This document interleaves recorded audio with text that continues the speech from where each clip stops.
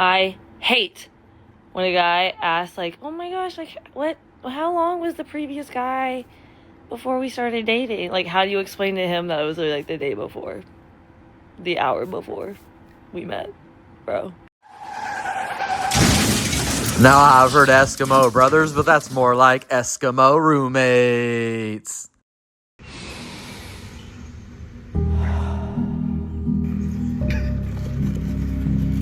If you hear this and then go on bend your back, go on bend your knees, baby, shake it to the max. Will the DJ please turn up the bass to the...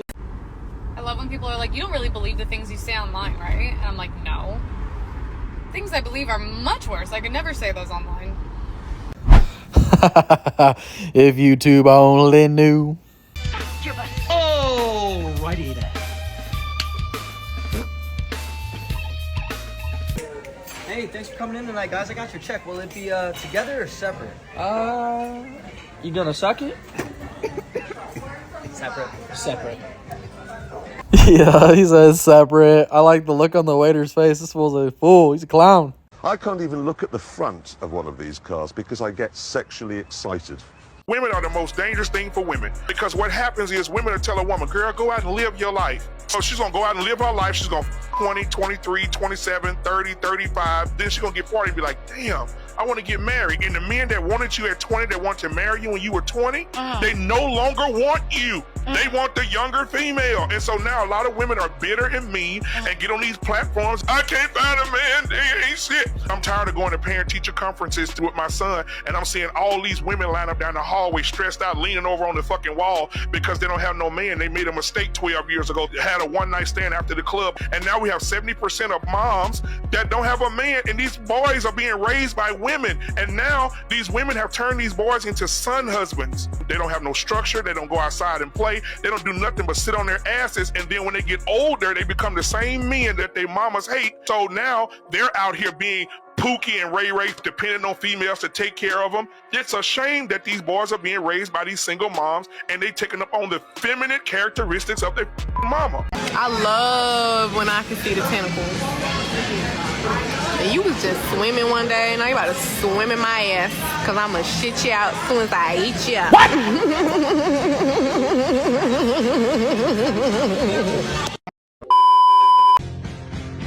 These beautiful things that I've got, please stay. Oh my God, why would you do that, man?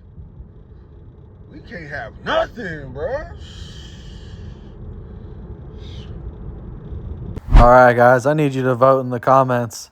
Keep it real, I liked her way thicker, so we're going 1 for thicker, 2 for thin.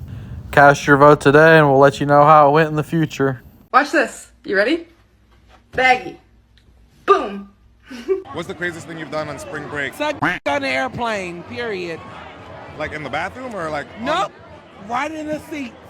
That's what I'm talking about. Because I'm a Pisces. Was it better in the air? It was. He kept calling. I said, hey, that was a one-time thing. Oh, you didn't know him? Pisces says no. You met him on the plane? That makes it even better. She must be quite a gal. Man, there's a Lizzo wannabe right here with the period. Hey, Lizzo got smoked by South Park, and she was saying that too. I'm that bitch, period. Well, man, does it get more disgusting? I mean, I wouldn't screw this chick if you paid me, no matter what. Squeezing that toothpaste in there, and I want you to do it real fast for me.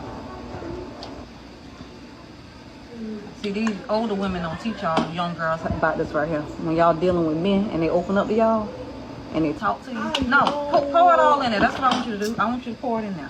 I want to teach you something. Now, he done opened up to you and told you some things, right? And he trusted you with that information. And you turned around and said all the mean things to him. You repeated back what he told you. And then you repeated 2 things that he told you not to. That's why I told you to put them 2 things right there. Now take this right here and put it back in the damn. Take all that toothpaste and put them back in them tubes. I'm not gonna be able to do it. That's why you shouldn't say things like that. You can talk and you can say mean things, but you can't take them back. Now he ain't gonna trust you. That's what the old school women don't teach y'all young girls. That's why y'all be messing up y'all relationships and don't know how to be feminine. You don't know how to do anything because your mouth too damn big. Be quiet sometimes. That's why men don't trust you.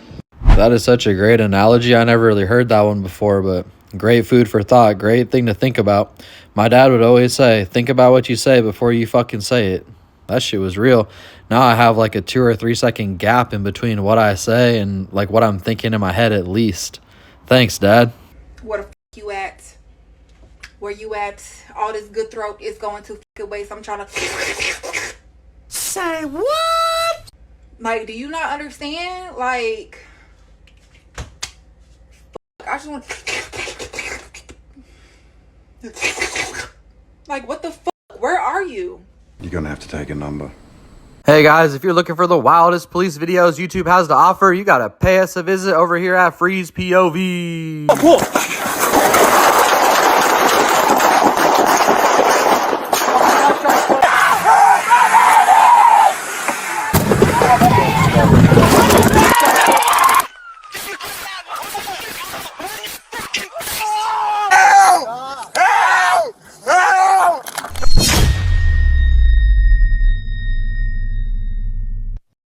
When I'm with you. Fofos, I'm tipping. Wood grain, I'm gripping. Catch me line switching with the paint. Great day for a hike, huh? Come with me. Don't mind if I do. Just don't stare at it the whole time, though, because I know that's why you're behind me. I'm good back here. You're gonna follow me, or you're gonna go a separate route? No, I think I'm good. The little black is showing up. Damn it. Could you see it? I can do 20 miles like this. Yeah, of course, huh? We'll walk forever. Which way's back? All right, stop. I sure lose count of my steps following that chick. Fuck. You know, recently there's been a lot of articles pointing out how men are far less emotionally intelligent than women and how that's been ruining their relationships. Oh, yeah. You know, I always say the wife's more intelligent than me. Emotionally, of course. You know, it's unfortunate, but it's a department that we lack in. Last week we're at the airport. Our plane gets delayed an hour, whereas my natural instinct would be to say, it is what it is, there's nothing we can do. Brittany had the emotional intelligence to realize this is a big deal. We should be arguing with anyone who will listen, and in general, just going ballistic, regardless of whether or not it'll help. Look, it's not about whether or not it helps. No. For example, say you plan an outdoor event and it begins to rain. An emotionally unintelligent person like myself might suggest some sort of alternative or contingency, or maybe we'll do it on another day, as opposed to realizing that this is in fact the end of the world and you should be flying off the handle. You know, whether you're reading an article about COVID coming back or your Uber Eats driver brings you the wrong order, we as men do not have the emotional intelligence to realize that not only is this something we should be freaking out about, but we should also be becoming actively hostile to others who are remaining calm. That's exactly fucking right. I love Ryan Long. This guy's hilarious. I saw him at the comedy club in San Diego before. But man, isn't that crazy? The women try to talk about being emotionally intelligent and they're literally emotionally unstable. They also like to talk about their love language. What a fucking joke. All right, y'all, let's see what I got for you today.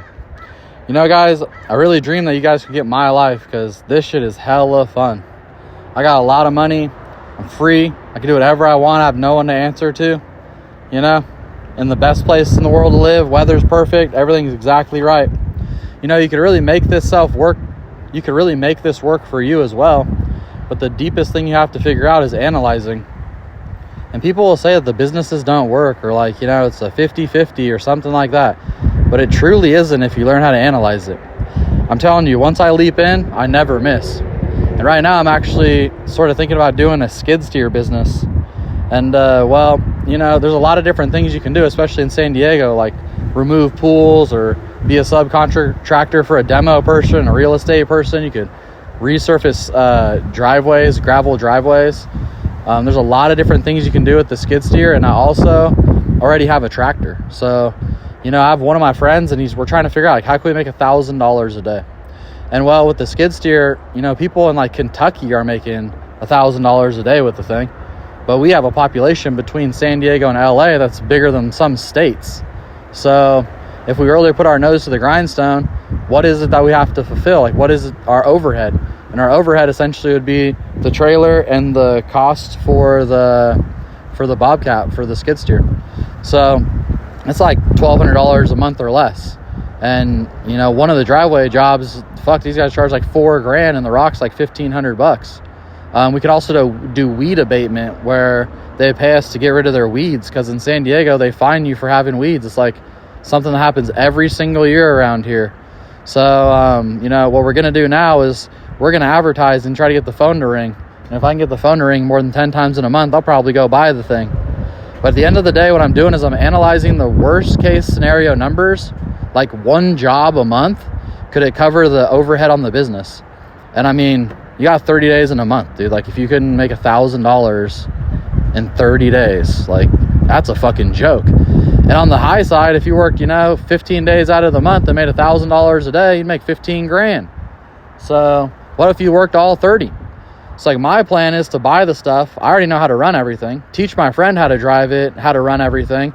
And then I'll work like 1 or 2 days a week for fun, because I love doing it. And he'll do it most of the time. And all, you know, we'll make the payment, split the rest. And well, before you know it, another one of my friends is going to have himself in a situation where he's making $1,000 a day. And, well, guys, you can go ahead and tell me how you think that would miss in the comments, but I dare you to pretend like a guy like me couldn't make $1,000 in a whole month to cover the payment on the trailer and the Bobcat. I absolutely will, 1,000%. And I guarantee you I'd get 10 more days worth of work. I guarantee it, for at least $1,000 profit every single day. I can just see the numbers. This shit's too fucking easy. So, you know, when you're analyzing the business before you jump in, it's the biggest thing you have to do. And it's got to be the worst case scenario profit versus the worst case scenario overhead expenses. And if it still makes itself float, if it still makes sense, it's probably a really good sign. I've never had a problem when I got the numbers to look like that. And, well, you might say it's impossible, but if you put your mind to it, your subconscious mind, your conscious mind together will reverse engineer a way to get there. I promise you. All right, guys, I always appreciate y'all tuning in. Please like, share, and subscribe. We're going to see you on the next one.